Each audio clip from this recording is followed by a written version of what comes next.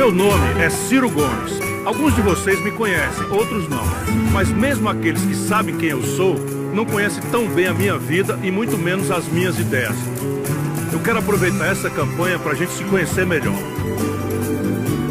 Para isso, vou apresentar a minha história, a minha análise dos problemas e as minhas propostas para juntos mudarmos o Brasil.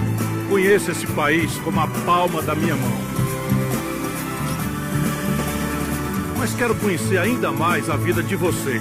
Então, por favor, mandem aqui por minhas redes sugestões, perguntas e histórias sobre as suas vidas. Esse é o melhor jeito da gente refletir e repensar juntos o nosso Brasil. E vamos lá! Eu nasci em 1957 em Pindamonhangaba, interior de São Paulo. O presidente era o grande Juscelino Kubitschek.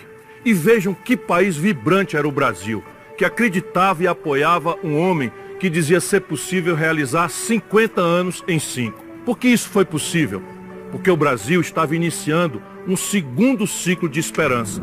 Estava superando o trauma da morte de Getúlio Vargas, o maior presidente de todos os tempos, criador da Petrobras e dos direitos trabalhistas, que se matou para evitar que o Brasil caísse na mão de brasileiros e estrangeiros indignos.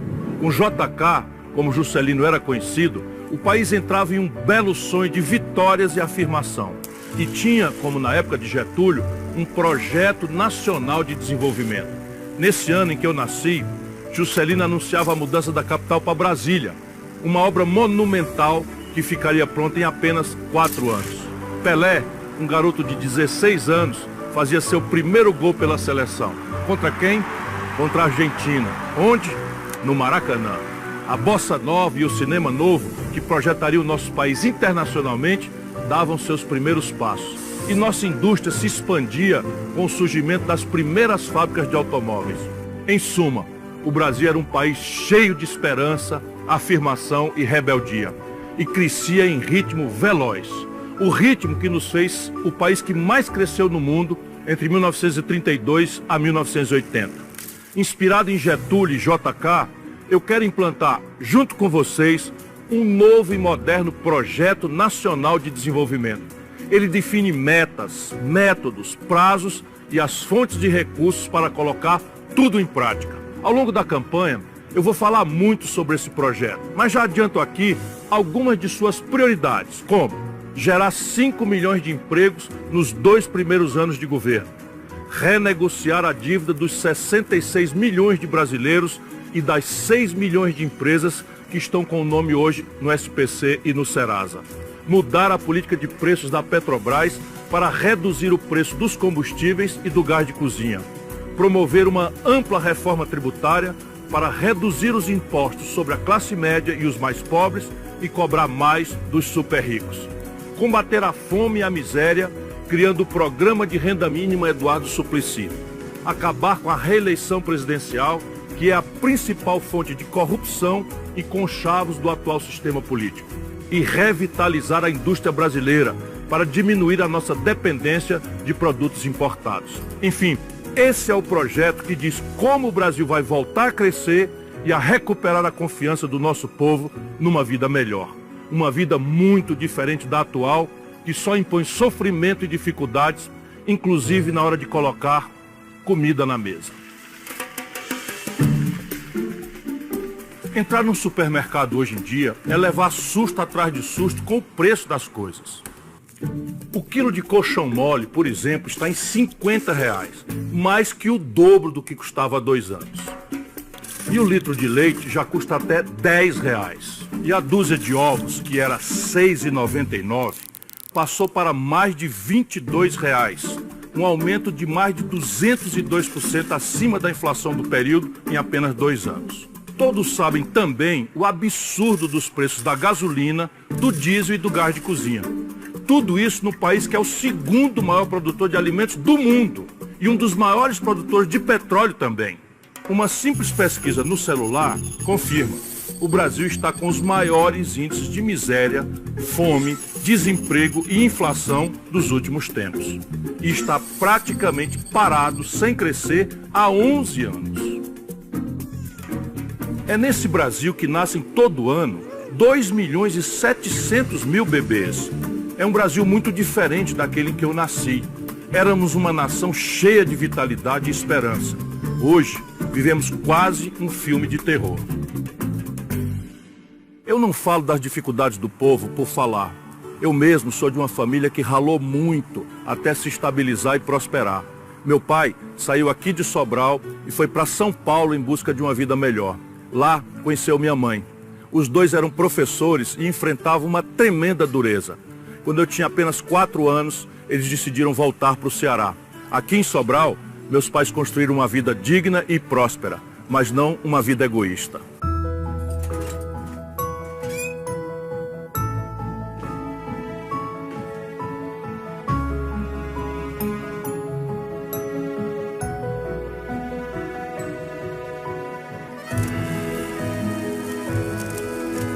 Minha mãe, Maria José, era uma verdadeira guerreira da educação pública, como tantas outras mães e professoras que eu conheço. O meu pai, José Euclides, que além de professor era também defensor público, ficou conhecido como o advogado dos pobres. Daí para entrar na política foi um passo. Ele foi eleito prefeito e a partir dele e dos seus sucessores, Sobral foi se transformando num dos municípios mais prósperos do Ceará e aquele município com a melhor educação pública do Brasil. Conseguimos isso lutando contra a fome, o analfabetismo, a mortalidade infantil e o desemprego. Em suma, lutando ao lado do povo contra a pobreza e a miséria. Essa luta é o que me move até hoje. Eu sei que cada um de vocês sente na pele, em graus diferentes, todo tipo de dificuldade.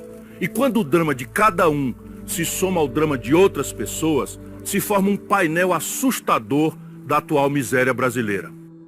Hoje, mais de 33 milhões de irmãos brasileiros passam fome.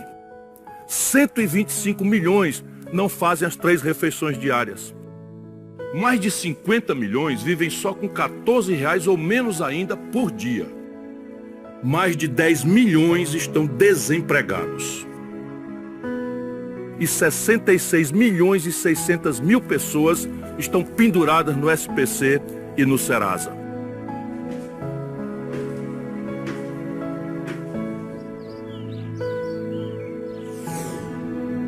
A verdade é uma só. No Brasil de hoje, a vida só melhora para os ricos e para determinados tipos de políticos, os oportunistas e os corruptos. São políticos muito diferentes do que eu tenho sido durante toda a minha vida. 2 coisas sempre me atraíram e ainda me atraem fortemente: os estudos e a política. Eu sempre estudei muito. Fui o primeiro colocado no vestibular de Direito e logo entrei na política estudantil, lutando contra a ditadura militar que tinha destruído a nossa democracia.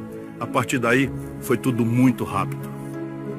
Fui deputado estadual 2 vezes e depois prefeito de Fortaleza, o mais jovem prefeito de uma capital brasileira. Antes dos 34 anos, fui eleito governador do Ceará, também o mais jovem governador da época e até hoje o 2º mais jovem da história do país. Fui também o mais jovem ministro da Fazenda do Brasil, assumindo o cargo com 36 anos. Mas o que realmente me orgulha não foi ter ocupado esses cargos tão jovem, foi ter saído deles mais maduro, com muitas realizações e índices recordes de aprovação. Por que eu consegui tudo isso? Porque sempre procurei trabalhar pelos mais pobres, sempre busquei soluções para os seus problemas e nunca cedi às tentações do poder. Recusei 3 aposentadorias de ex-prefeito, governador e deputado, nunca aceitei morar em palácio de governo, nunca usei o cartão corporativo de ministro, nunca empreguei meus filhos em cargos públicos e nunca fui processado por corrupção. Um jeito de ser que está ficando cada vez mais raro na política brasileira. Eu me orgulho do que eu já fiz na política e pretendo fazer ainda mais. Mas tenho a coragem e a sinceridade de dizer a vocês que não acreditem que os políticos individualmente podem resolver todos os seus problemas. Não existem salvadores da pátria. Eu me orgulho muito do que eu já pude fazer na política, mas eu pretendo fazer ainda muito mais.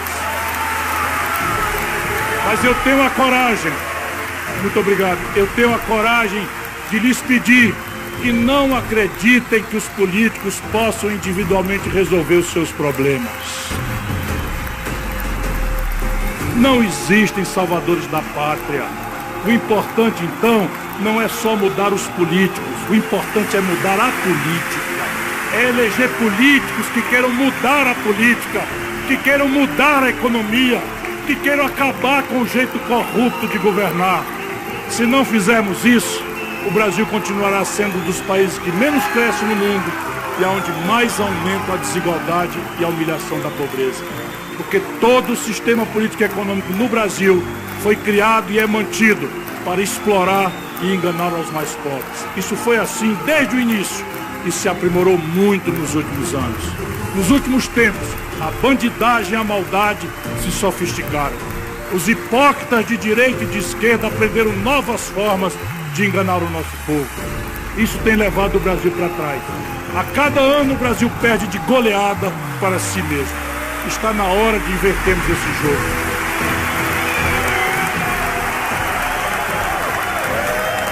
É esse sistema, baseado na exploração do pobre pelo mais rico, que Ciro e eu queremos mudar. Podemos assumir esse compromisso, porque sempre lutamos contra isso. Sou professora e fui secretária de Promoção Social e de Combate à Pobreza em Salvador. Ciro tem 40 anos de uma vida pública honesta e transparente. E as obras e ações que ele realizou, algumas em prazo recorde, melhoraram a vida das pessoas. Vai no Google e procure Canal do Trabalhador. Tá lá. No seu governo, Ciro construiu em 90 dias um canal de 120 quilômetros que salvou Fortaleza de ficar sem água. E ele também aumentou a renda do povo, criou emprego e ganhou um prêmio da ONU, porque reduziu a mortalidade infantil no Ceará. Como ministro da Fazenda do Itamar, ajudou a salvar o Plano Real, que antes dele estava ameaçando fracassar. Depois foi ministro da Integração Nacional e começou a transposição do Rio São Francisco, a maior obra hídrica da história do Brasil. Mas de tudo isso, o que mais me orgulha é ter ajudado o Ceará, um estado pobre, a construir a melhor educação pública do Brasil, superando de longe estados ricos como São Paulo, Minas Gerais e Rio de Janeiro.